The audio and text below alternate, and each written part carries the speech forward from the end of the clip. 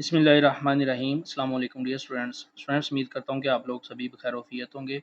तो आज की इस वीडियो के अंदर हम लोग 10th केमिस्ट्री उर्दू मीडियम के बाब नंबर 20 पानी, इस चैप्टर की एक्सरसाइज में से इसके एमसीक्यूज़ और शॉर्ट क्वेश्चंस मुकम्मल करेंगे। तो जो बच्चे चैनल पे नए हैं वो लाजमी तौर पे चैनल को सब्सक्राइब कर लें ताकि मज़ीद इस तरह की एजुकेशनल वीडियोज़ बआसानी आप लोगों तक पहुँच सकें। तो यहाँ पे स्टूडेंट्स हम लोग चैप्टर नंबर 20 की एक्सरसाइज में से पहले इसके एमसीक्यूज़ मुकम्मल करेंगे। नंबर 1 एमसीक्यूज़ है, डिस्टिल्ड पानी की पीएच होती है, तो इसकी पीएच 7 होती है। इसका बे आंसर दुरुस्त है। नंबर 2, पानी में नाखुशगवार बदबू को दूर किया जा सकता है। इसका बे आंसर दुरुस्त है, एक्टिवेटेड चारकोल के ज़रिए। नंबर 3, कुदरती पानी में नुकसानदेह जरसूमों के ज़राए हैं, तो इसका अलफ आंसर दुरुस्त है, इंसानों और जानवरों का फजला। नंबर 4, फ़ज़ा में मौजूद कौन सी गैसें डिफ्यूज़न के ज़रिए कुदरती पानी में जज़ब होती हैं, तो इसका दाल आंसर दुरुस्त है, O2, N2 और CO2। नंबर 5, खाद जो चावल की फसल के लिए नुकसानदेह है, तो इसका स्टूडेंट्स बी आंसर दुरुस्त है, अमोनियम नाइट्रेट। नंबर 6, वो खादें जो पौधों की बीमारियों के खिलाफ मज़ामत को बढ़ाती हैं और जड़ों की सेहतमंद नशोनुमा से पौधों को मजबूत बनाती हैं, तो इसका स्टूडेंट्स जी आंसर दुरुस्त है, पोटाशियम की खादें। तो नंबर 2 पे स्टूडेंट्स हम इसके मुख्तसर सवालात मुकम्मल करेंगे। नंबर 1 मुख्तसर सवाल है, पानी के खालिसपन को जांचने के 2 तरीकों के नाम लिखें। इसका आंसर पेज नंबर 81 पर दिया गया है। तो स्टूडेंट शॉर्ट क्वेश्चन नंबर 1 के लिए आप लोग पेज नंबर 81 पे आएंगे, यहाँ से इसका आंसर शुरू करेंगे। पानी के खालिसपन को चेक करने के लिए मेयारी टेम्परेचर और प्रेशर पर इसका बॉइलिंग पॉइंट मालूम किया जाता है। अगर पानी का कोई सैंपल 100 डिग्री सेंटीग्रेड पर उबले तो वो सैंपल खालिस होगा। साफ्तों की मौजूदगी में पानी का बॉइलिंग पॉइंट थोड़ा सा बढ़ जाएगा। नंबर 2, पानी के खालिसपन को चेक करने का एक और टेस्ट किसी सैंपल का मेल्टिंग पॉइंट मालूम करना है। इस मकसद के लिए सैंपल के पानी को मुंजमद करके इसका मेल्टिंग पॉइंट मालूम किया जाता है। अगर ये 0 डिग्री सेंटीग्रेड पर पिघल जाए तो पानी खालिस है, जबकि अगर इसका मेल्टिंग पॉइंट 0 डिग्री सेंटीग्रेड से कम हो तो इस सैंपल में साफ्तें मौजूद हैं। तो ये 2 तरीके स्टूडेंट्स आप लोग शॉर्ट क्वेश्चन नंबर 1 के लिए लिखेंगे। शॉर्ट क्वेश्चन नंबर 2, नल के पानी और डिस्टिल्ड पानी में बुनियादी फ़र्क क्या है? इसका आंसर पेज नंबर 82 पर दिया गया है।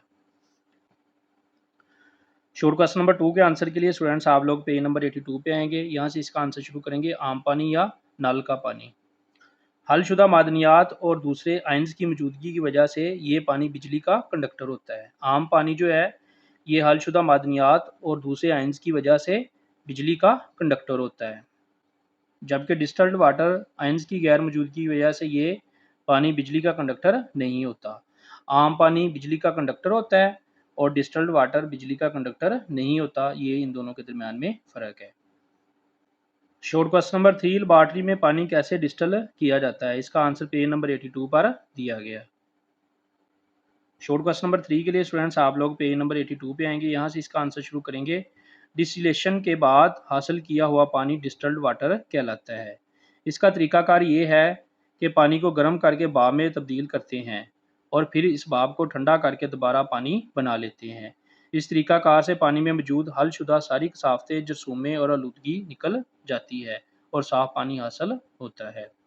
तो यहाँ से लेके यहाँ तक शॉर्ट क्वेश्चन नंबर 3 का आंसर आप लोग मुकम्मल करेंगे। शॉर्ट क्वेश्चन नंबर 4, पानी में मौजूद फ़ायदेमंद और नुकसानदेह अज़ा के नाम बताएं। इसका आंसर पेज नंबर 82 और 83 पर दिया गया है।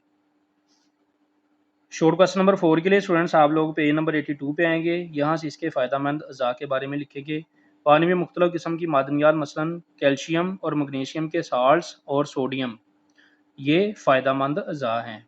कैल्शियम, मैग्नीशियम और सोडियम ये फ़ायदेमंद अज़ा हैं। यहाँ से लेके यहाँ तक आप लोगों ने फ़ायदेमंद अज़ा के बारे में लिखना है शॉर्ट क्वेश्चन नंबर 4 में। और फिर पेज नंबर 83 पे आ जाएंगे, यहाँ से नुकसानदेह अज़ा के बारे में लिखेंगे। नुकसानदेह अज़ा यहाँ से लेके यहाँ तक लिखेंगे। इसमें बैक्टीरिया, वायरस और मुख्तलिफ पैरासाइट्स जैसे नुकसानदेह शरात शामिल हैं। यहाँ से लेके यहाँ तक लिखेंगे और इसके बाद यहाँ से लिखेंगे भारी मेटल्स मसलन लेड, मरकरी, कैडमियम और क्रोमियम और इनके कंपाउंड्स बहुत से ज़राए से पानी में शामिल होते हैं। तो यहाँ से लेके यहाँ तक और यहाँ से यहाँ तक ये नुकसानदेह अज़ा के बारे में लिखेंगे आप लोग। शॉर्ट क्वेश्चन नंबर 5, पानी में मौजूद नुकसानदेह बैक्टीरिया और दीगर जरासीमों को कैसे तलफ किया जाता है? इसका आंसर पेज नंबर 85 पर दिया गया। शॉर्ट क्वेश्चन नंबर 5 के लिए स्टूडेंट्स आप लोग पेज नंबर 85 पे आएंगे, यहाँ से इसका आंसर शुरू करेंगे। ज़्यादातर माया क्लोरीन पानी में शामिल करते हैं, जो कि इन जरासीमों को ख़त्म करने का एक ताकतवर ज़रिया है। यहाँ से लेके यहाँ तक नंबर 1 पॉइंट लिखेंगे। नंबर 2 स्टूडेंट्स आप लोग लिखेंगे, पानी को कम से कम 1 से 3 मिनट तक बॉयल करने से नुकसानदेह बैक्टीरिया और माइक्रोब्स मर जाते हैं। तो ये 2 पॉइंट्स आप लोग शॉर्ट क्वेश्चन नंबर 5 के अंदर मुकम्मल करेंगे। शॉर्ट क्वेश्चन नंबर 6, सेडिमेंटेशन और फिल्ट्रेशन में क्या फ़र्क है? इसका आंसर पेज नंबर 84 और 85 पर दिया गया। तो स्टूडेंट्स नंबर 6 के लिए आप लोग पेज नंबर 84 पे आएंगे, यहाँ से सेडिमेंटेशन, यहाँ से लेके यहाँ तक कुदरती पानी में नाहल पजीर कसाफ़तों में मट्टी, पौधों के ज़रात, रेत और दूसरे गैर नामियाती मादे शामिल हैं। इन कसाफ़तों के ज़रात का साइज़ बड़ा होता है और इनको अक्सर सेडिमेंटेशन के अमल से लैदा किया जा सकता है। इस मकसद के लिए कुदरती तौर पर हासिल किए गए पानी को मखसूस सेडिमेंटेशन टैंक्स में डाला जाता है, जहाँ पानी को चंद घंटों के लिए खड़ा रखते हैं। तो सेडिमेंटेशन यहाँ से लेके यहाँ तक लिखेंगे आप लोग, और उसके बाद फिल्ट्रेशन के लिए लिखेंगे, कुदरती पानी में मौजूद छोटे ज़रात जो सेडिमेंटेशन से बाहर नहीं निकाले जा सकते, उनको फिल्ट्रेशन के अमल से निकाला जाता है। इस मकसद के लिए पानी को रेत की तह में से और बजरी की तह में से गुजारा जाता है, जिससे ये ज़रात इन्हीं तहों में से गुजर कर अलहदा हो जाते हैं। तो यहाँ तक स्टूडेंट्स आप लोग शॉर्ट क्वेश्चन नंबर 6 को मुकम्मल करेंगे। शॉर्ट क्वेश्चन नंबर 7, पानी से पैदा होने वाली 3 बीमारियों के नाम बताएं। इसका आंसर पेज नंबर 86 पर दिया गया है। शॉर्ट क्वेश्चन नंबर 7 के लिए स्टूडेंट्स आप लोग पेज नंबर 86 पे आएंगे, यहाँ से इसका आंसर करेंगे। पानी में आलूदगी की वजह से पैदा होने वाली बीमारियों में हैज़ा, टाइफाइड, मलेरिया, उल्टियाँ आना और कोढ़ शामिल है। ये 4-5 बीमारियाँ लिखी हुई हैं, इनमें से कोई 3 आप लोग कर सकते हैं। Short question number 8, nitrogen Ansar वाली खादें ज़मीन में क्यों डाली जाती हैं? इसका आंसर पेज नंबर 88 पर दिया गया।